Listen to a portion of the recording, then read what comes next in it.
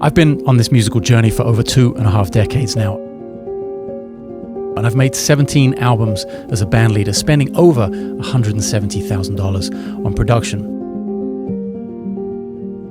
But the numbers don't tell the celebratory tale of financial freedom that I thought was possible when I began. I've lost far more than I've made during the course of my recording career. Nevertheless, I'm not stopping anytime soon, and history might have just stopped repeating itself as the tides are turning.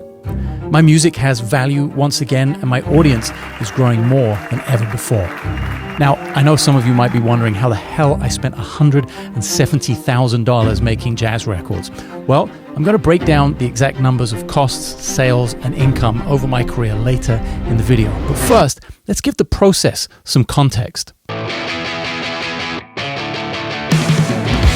My average cost of producing one album has been somewhere around the $10,000 mark, but it can go up or down depending on who you're working with, where you're recording, and what kind of artwork and packaging you want.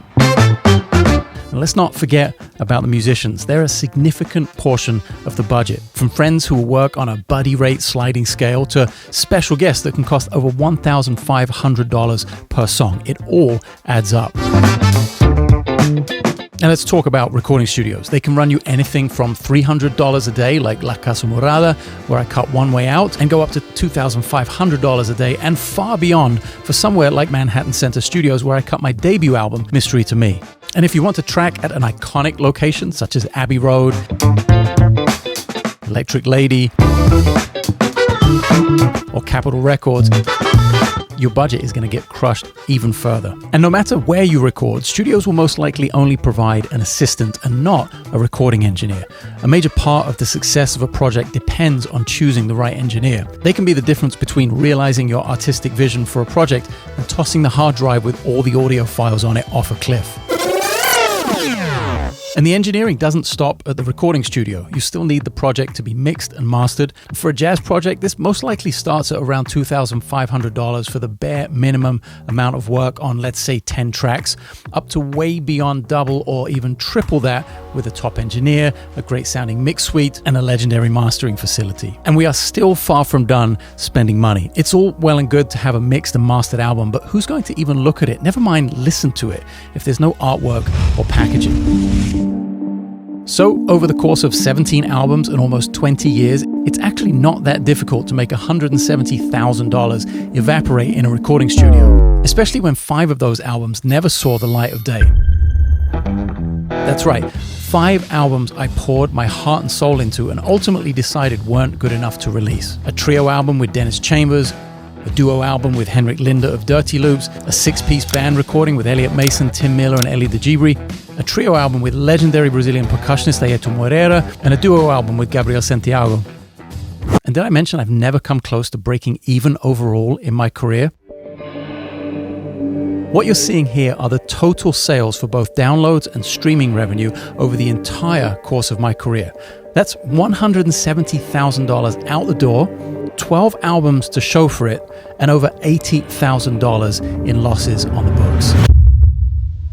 But this is where we get to the hopeful part of the story. I am beyond excited to announce that things are finally changing, and it's all thanks to you, my fans, subscribers, and music lovers who have been with me on this journey. Early in 2022, I took a leap of faith and embarked on a recording project with my new trio in Spain.